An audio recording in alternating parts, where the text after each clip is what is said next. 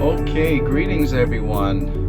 We're ready to begin a custom restoration of this Marx 999. These two pieces were probably bought separately. I don't think they were together.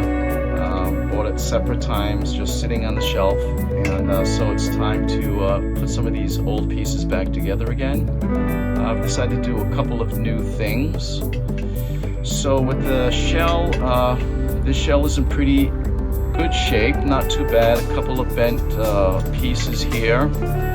I'm a little bit concerned about the dents on the cab and down here. I'm going to straighten those out very carefully with this tool I have here. The lens here, I never liked how the Marx lenses fit in the 999. They don't seem like they go in all the way. I have sanded those down in the past, but I think with this one I am going to not include it at all. I'm actually going to make a clear epoxy lens and fill that gap with clear epoxy, and I'm also going to do the same to the 999 letterboard as well. As far as painting goes, I'm going to go with the blue. I think a blue with the black cab, with some copper and brass highlights on some of the piping. The locomotive engine, it's fortunate that it did come with the drive rods. That's cool. It did not come with the steam chest, but in my box of spare parts, I just happen to have a steam chest. No front truck, so I'll have to order a pair of those. It'll probably cost me more for those front truck wheels than when I paid for all of this stuff here. The only tricky thing is the contact plate. Looks like one of the fingers are broken there, broke off, so I will have to custom glue a piece of plastic in there and get that repaired. Other than that, let's put this on the test track and see what it can do.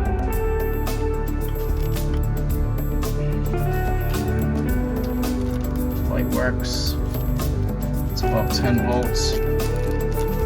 It's trying.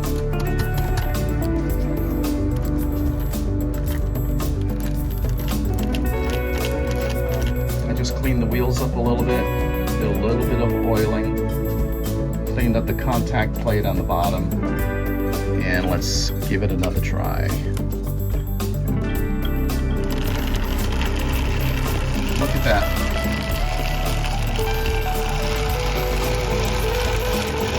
Even with the broken finger on the contact plate, we cannot kill these Marx motors. They just run. Hopefully it's going to run just as well after I completely disassemble and clean it, and we'll see how that goes.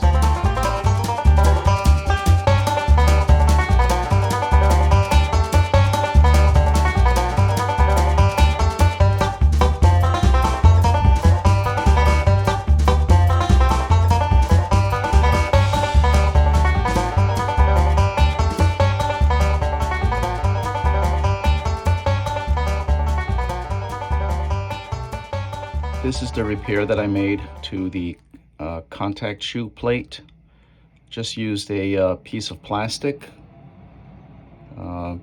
thick plastic, came from a bag of ice, and I just made a rough template from a good piece that I had. Just placed a broken piece in there and figured out what I needed to do, shaped it out with a Dremel tool, glued it in place. I file it down a little bit so it fits in there nice and snug. I'll paint that black, and it should be okay. Rebuilt motor, all cleaned up, running on about, I would say about 3 volts. So it's running nice and smooth. A little bit of a wobble to it. I'm not sure if I caused that or if I just didn't notice it first time around. I did have to take the drive rods off in order to get the wheels back on the vise. Very easy to do. Just take a pair of pliers that are smooth on the inside and just carefully apply pressure to that little nub there while twisting and turning it around without slipping off. And eventually you'll be able to soften up that metal to round it out a little bit in order to take that drive rod off. You can just tap that on very easily. Just tap that back in place with a ball peen hammer. So I'm happy with the results, and on to the shell.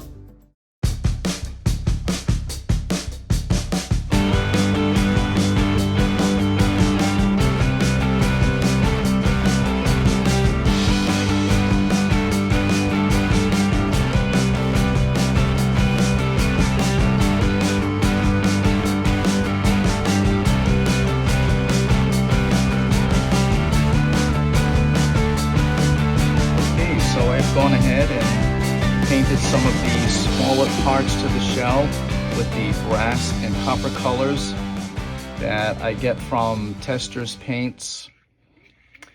I also seal it with either a clear gloss or a matte finish protector just to prevent the paints from flaking or chipping.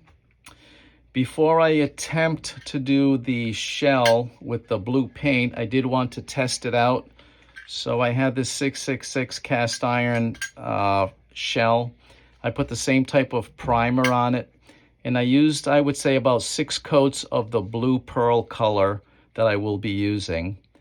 And once that dried, I put the same type of clear gloss protector on it just to see if there would be any adverse reaction. Seems to be holding up pretty well. I'm very happy with the result.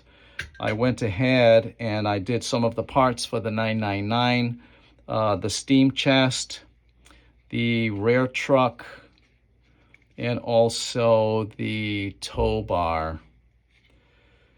So this is the product that I'm using. It's a pearlized Createx blue pearl paint.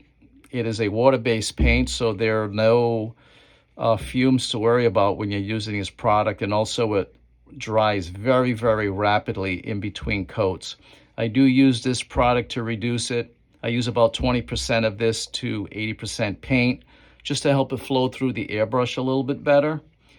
This is the airbrush that I use. It's not a very expensive model, but it seems to work just fine for this project. That's going to leave me with just one more step before assembly, and that is to complete the blue pearl